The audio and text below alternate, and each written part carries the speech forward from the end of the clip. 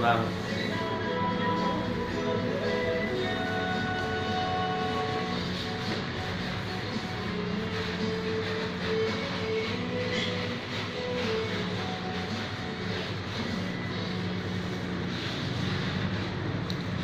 Mẹ thì cắt nhìn nhà nào cắt xấu thật.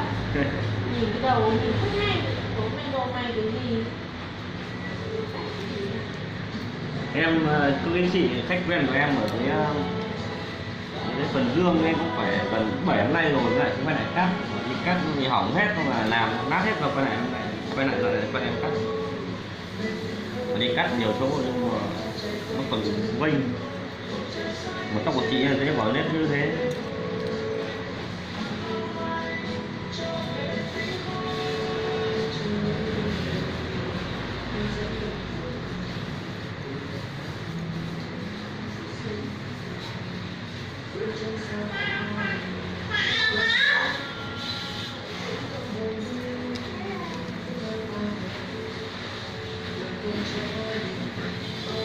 Thấy bây giờ làm tóc ở trên nó cũng làm ở trên Facebook nhiều ấy. Em ít đăng Facebook tại vì khuyến mại Facebook sao em không làm? Tại vì em toàn được khách quen đấy thì em không cần thiết lắm, khách của em vẫn cứ đều đều đây, em không cần thiết là chạy quảng cáo. Thực ra mà giờ cũng đông hơn. Và nhưng mà em biết là đông hơn, nhưng mà ngược lại đông hơn cái dịch vụ sẽ kém chất lượng. Em giờ có hai vợ chồng nào nên là em cũng không cần thiết là phải làm đông. Em chỉ cần làm được khách của em, giữ được khách của em là được rồi, không cần thiết lắm. Chứ còn chạy quảng cáo thì đơn giản. Khi Facebook đăng những cái Facebook trang quảng cáo đấy nó đăng là làm tóc gì 249 hay 299 nhưng thực sự là chị vào lấy những không có cái giá đấy đâu chị ạ. Vào Facebook của em thì em chỉ có hình xăm, nhưng mà tóc thì em lại rất ít phim đăng. Bởi vì thực ra mình làm được hay không biết khách người khác tự quay lại nên là em không cần thiết lắm. Ví dụ như ở cái năm ngoái em 6-7 người làm thì em sẽ cần lượng khách đông để nhân viên em làm, nhưng mà năm nay là còn hai vợ chồng em chỉ cần đủ khách hai vợ chồng em làm thôi. Mình cố gắng làm sao để giữ khách thôi, còn làm mà đông quá thì ngược lại nó sẽ ổn.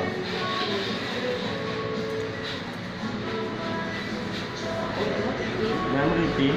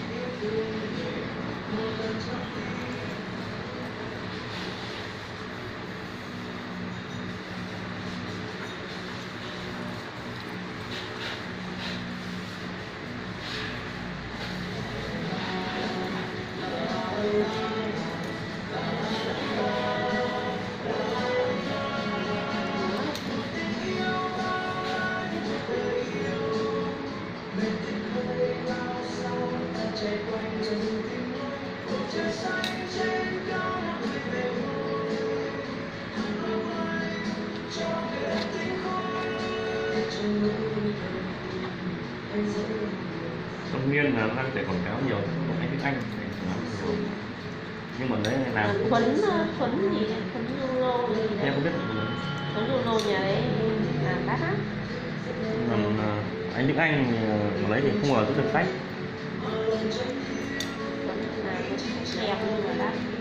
Nó là ra là toàn là chưa mở kiệm, nó ra chạy theo lại thống rồi.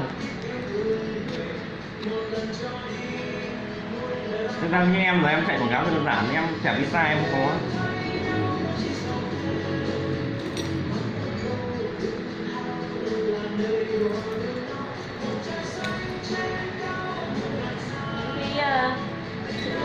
Những hãng cái nào nó quảng cáo cái được tài trợ cái đấy là phải mất tiền như cả Facebook đúng không? Vâng, không có tiền gì. Chạy tùy theo mình chạy để bán tính bao nhiêu km thì mình giảm bao nhiêu tiền. Nhung hết á. và chạy theo bán phí đó kìa. Tiếp cận được bao nhiêu người. Thế à? Anh trẻ em chuyên chạy quảng cáo thuê mà, nhưng mà thực ra mình không cần trên mức độ nha.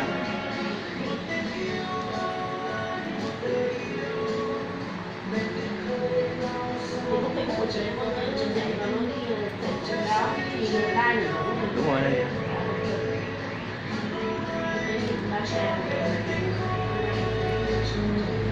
Em lừa em nên lừa những cái kiểu chạy quảng cáo là em cứ tin. Ngày xưa em mất tiền ngu, mất gần 100 triệu đi học xăm về là đi vào cái chỗ trung tâm dạy nó chạy quảng cáo như thật, mà nó trung tâm của BTT Hà Nội ấy, thì trung tâm rất là lớn luôn. Nó lừa bảo là toàn thầy nước ngoài về dạy, cuối cùng nên ông thầy học trước mình không có sai khóa. Đang em ở trên đấy còn các ông còn bảo em, chính cái bà quản lý còn bảo em ở lại em dạy tóc ở trên đấy một thời gian nhưng không ở.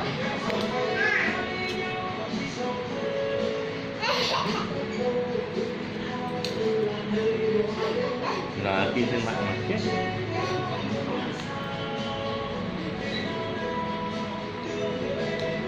Chạy quảng cáo nó có hai mặt đấy chứ, tay nghề giỏi thì mình có thể chạy quảng cáo được, nhưng tay nghề mà yếu chạy quảng cáo không đầu cũng mất luôn khách. Nghề của quảng cáo mà đông khách thì cái người của anh chỉ có 1-2 người chứ. Đúng rồi. Đúng. Giống như là năm ngoái thì chị may đồng phục ở trong Hương Giang nó dài nó Hương Yên ấy. Vâng. Và cái ngày 11 nó đông khách quá, xong rồi cuối cùng chẳng kịp bắn đến 11 mà cuối cùng nó dài chẳng ra gì. Nó có cắt ở đâu nó lại thuê người làm ấy. Mình Hương Giang nó làm tất được bao nhiêu trường lại. Em làm nên chỉ cần chất lượng chứ không cần số lượng.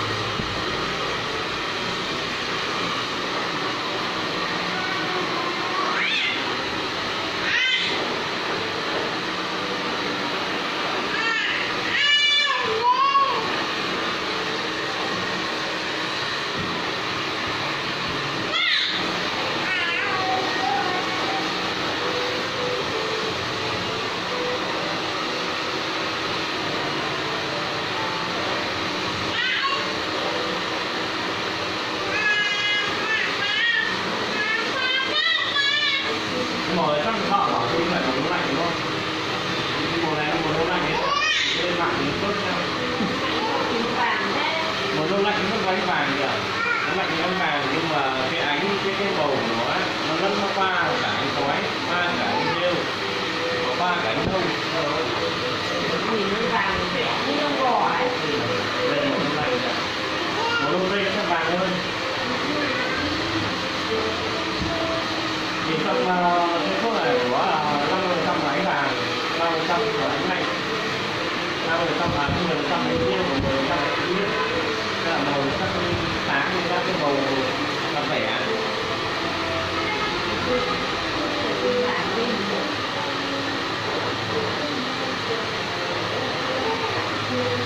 Rồi nó vàng không có sơ không có vàng cứng. Bây giờ nó cơ nhà thì hộ thì vòng nào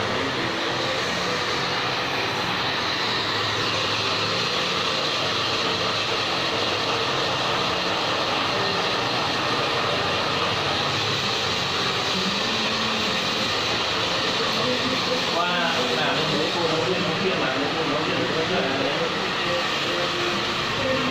và đi làm nó la phép mình làm rồi.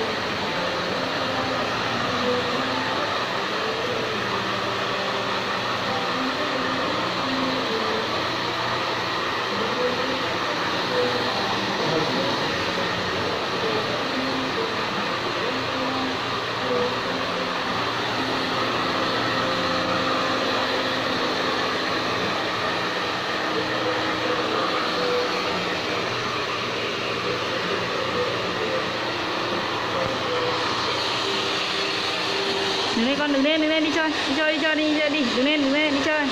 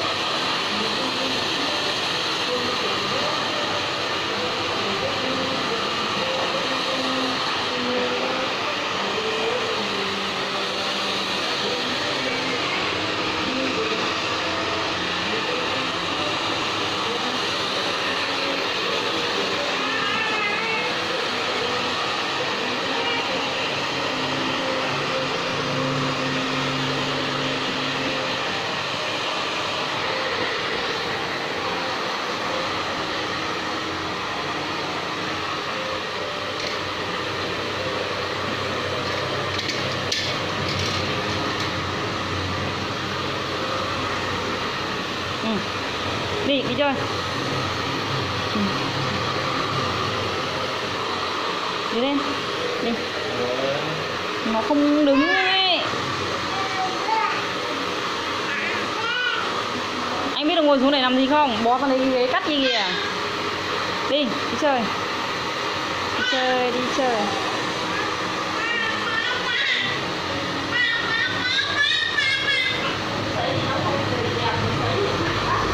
Không thì thấy được rồi, thấy nó mát được.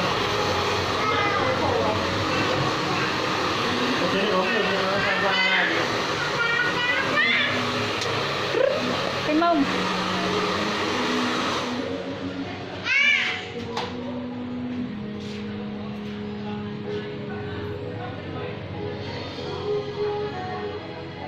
Ngoài đấy.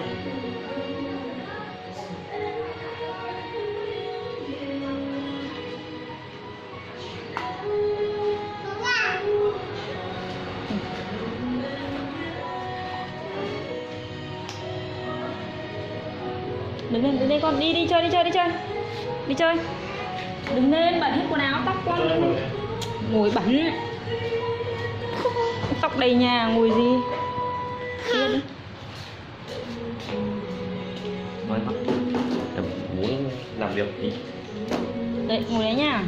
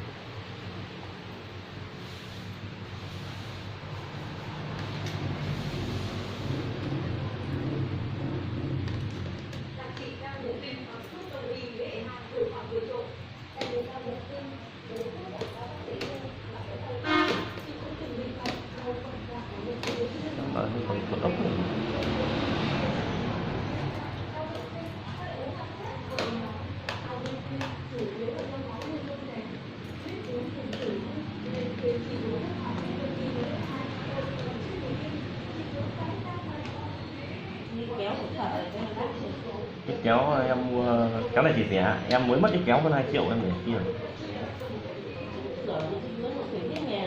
Thì em nghĩ thế. Mà rõ ràng là em để 3 cái kéo như nhau, mà cái kéo đắt nhất của em lấy mất, vừa để lại cái kéo đẻo cho em. Mà đi tìm em còn tai mấy thằng nó đi khám hết nhà xem hay để quên nào không.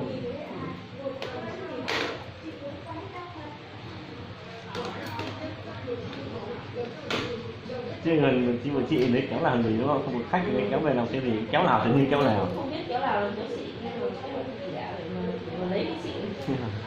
Thì coi kéo em chuyên cắt tông nữ mà, để riêng em đang đặt nó kiểu này. Mũi nó mỏng, mình cắt tóc nó sẽ mềm mại hơn, mũi dày.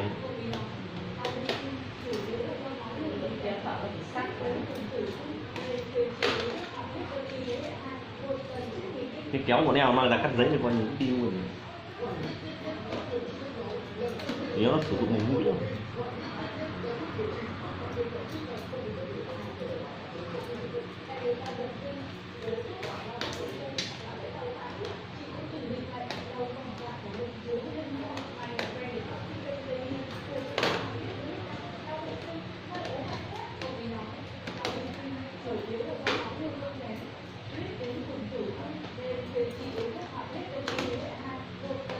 Cái này rồi các bạn học việc nó làm nhiều quá ra bắt đầu cùi rồi.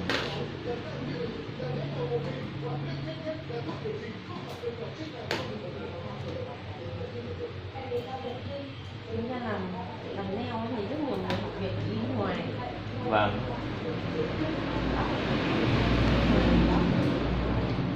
Không có. Tại vì thực ra bên châu Âu người ta cũng không thích người Việt mình cắt. Người Việt mình cắt châu Á được, sang châu Âu. Châu Âu Việt Nam mình chỉ có làm móng, là làm xăm lông mày ấy, thì rất là giỏi.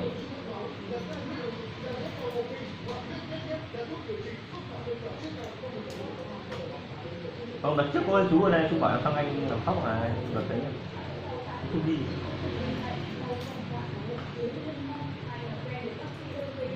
Xa vợ con, tiền nhiều nên là đi để đi cả đôi.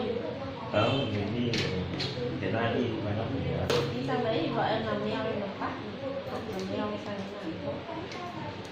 Nhưng mà thằng bạn chị nó bên nó bảo bên nó phụ nữ Việt Nam á. mất vợ à? Sang rồi dẫn không vợ. Ở bên này cơ quý phụ nữ lắm, phụ nữ Việt Nam càng có giá. Phụ nữ Việt Nam mình chịu khó chứ ạ, chị công nhận không?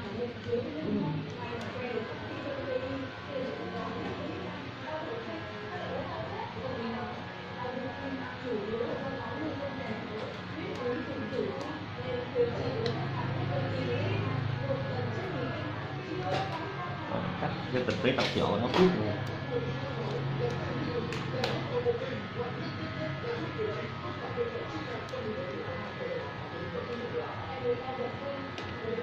Không sấy tạo kiểu mới là thực tế à?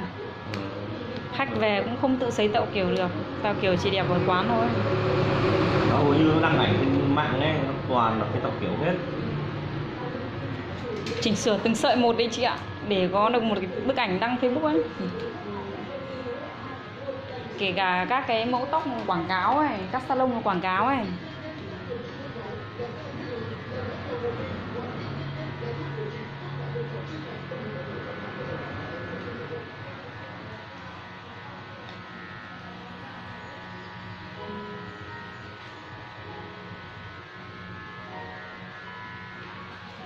Ông chị là chỉ cắt như em chả tin tưởng như nào để cắt, cũng thử mấy nhà.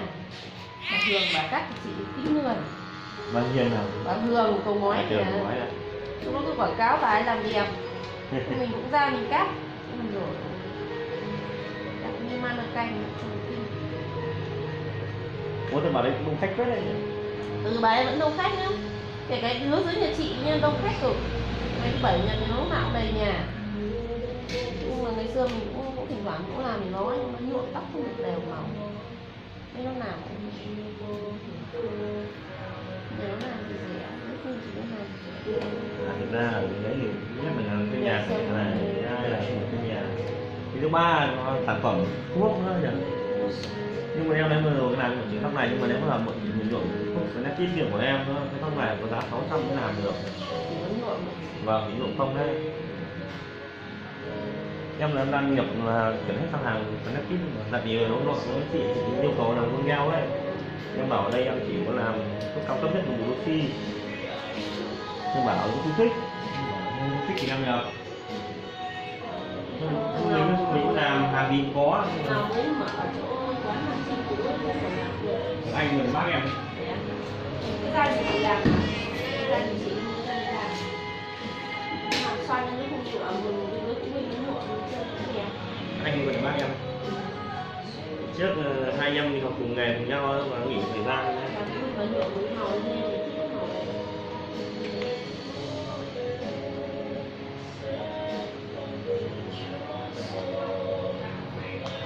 Học cùng với nhau là bị bệnh nghỉ thời gian cùng mình đi học. Nam Trinh thì cũng em giới thiệu nhiều nhưng chưa làm Nam Trinh, chưa cách thì Nam Trinh rồi.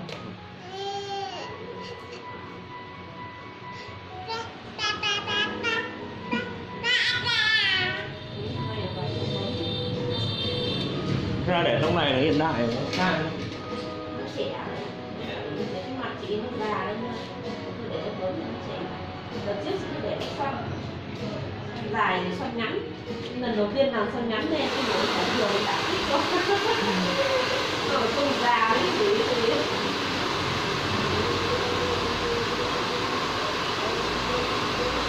Nhưng mà đây thì là thì cũng làm con người bà mới bảo rồi tóc ngắn của chị là em không hiểu bao giờ một cái nhập mà em không biết cái nhập kiểu gì mà nó là mặt chị rất là xinh mà chị nào không nhìn chị già đi em nhìn già đi mấy tuổi cái xinh mà em không hiểu cái nhập nó phải nhập kiểu gì người ta làm khóc nó phải trẻ đi mà làm khóc là bà đi rồi ai làm là phải tự nhiên mà thực ra đợt đấy chị thấy hai các anh em thì cũng bảo hai vợ chồng này cũng ra một ra hai vợ chồng là đẹp. da của em là đẹp không? Da em mà đẹp không? Vợ em thì nó dùng cái lắp mặt nạ thì em chẳng biết đâu. Da vợ em mặc cái da đẹp rồi mà em lại như là dài và sạch. Em là này đâu thì những lông co quá. Mà em là người rửa mặt. Chị chả dùng cái gì rửa mặt chị không rửa. Chị phải dùng sữa rửa mặt vào. Tại vì da chị em mình kể cả ở trong nhà da nó rất nhờn. Sáng chị em mình dậy ngủ dậy ấy, cái lượng bã nhờn ở mặt mình. Nếu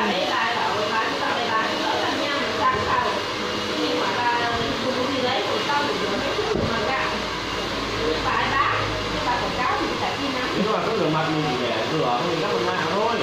Còn rửa được nhanh. Tối đến chị khó đắp mặt nạ ấy. Chị đắp xong nhìn da mặt chị một tuần khác ngay luôn. Nhìn da nó mịn mà nó đỡ giảm thiểu được cái vết nám. Đây mặt này nám đây nhưng mà đợt trước chị dùng Magic chị bán thôi. Chị bán Magic chị dùng. Magic á? Magic được mà. Magic của Trang năm nay. Được. Chị bán Magic với nó thôi. Dùng 2 bộ rồi nhưng mà chị lười lắm, dùng kết hợp nhiều thứ cơ. Chị còn quên thôi. Không đợt mà nhà em Dùng mấy ra không có được mấy. cái thời gian em dùng cái La đi ui ấy. Em không biết người ta đâu mà em dùng cho cái được. Người ta em có làm quen nữa. Cái đấy thì cái serum thì Không, cái mặt nạ nhau thai cừu ấy chị ạ. Cái đấy mua lẻ của nó là 80.000 một mặt đấy. Của nó ít em. Không. Đâu.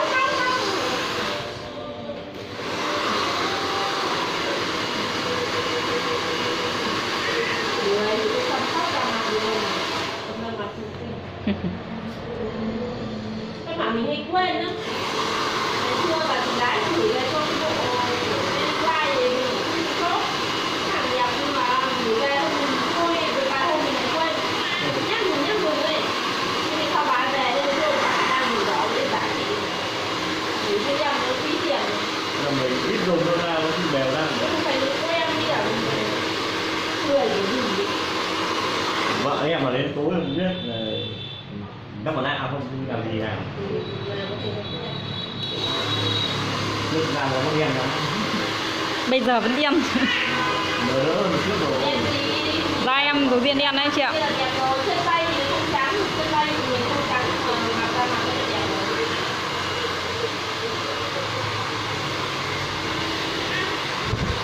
Trắng quá cũng không đẹp, trắng cũng được.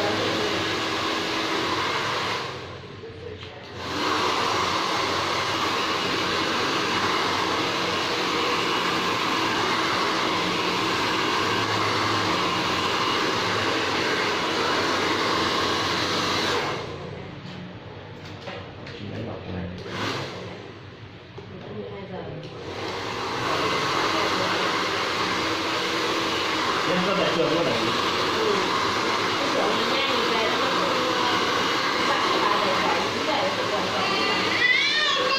Ở đây để lấy nhá, đây.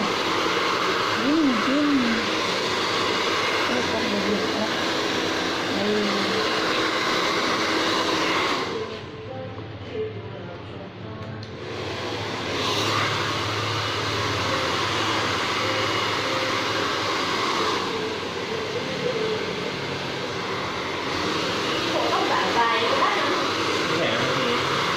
Cả đầu rẻ mà cả đầu mấy trăm nghìn. 340 chị ạ. Nó chưa cả đầu. Còn nửa đầu có 280, 300.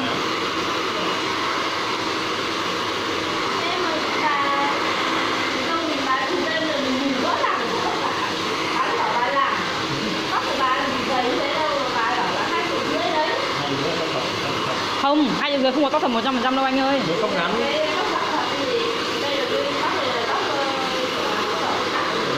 nhân tạo nhưng mà nó cũng phải chịu được những tóc thật. Nếu mà trong các loại tóc sợi nhân tạo là tóc của em này là cửa hàng đắt nhất. Tại vì nhìn nó giống tóc thật chị ạ, đội nên nó giống tóc thật. Nhưng mà có thể tạo kiểu là có thể nhuộm được mà.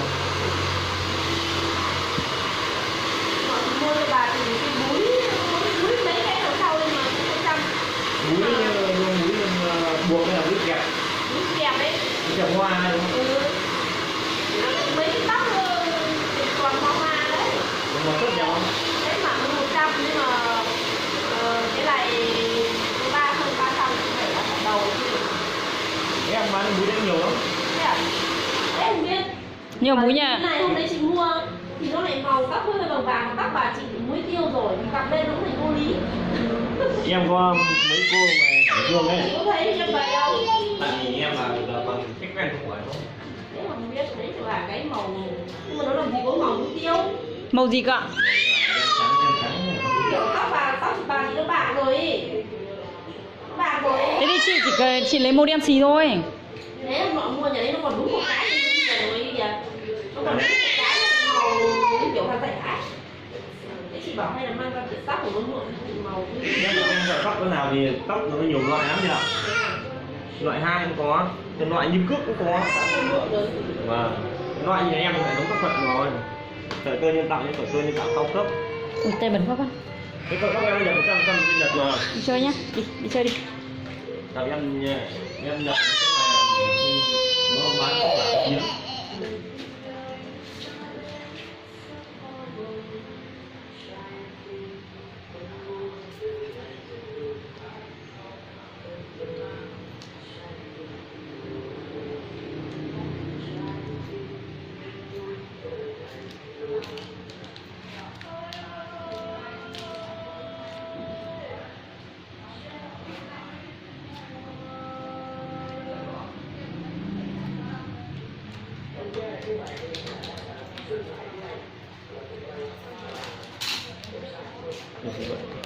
Đã chị với anh em nhá. Đấy nha, cái gì à? Xem luôn à? Nào đây. Đây. Đấy. Bắt cái này.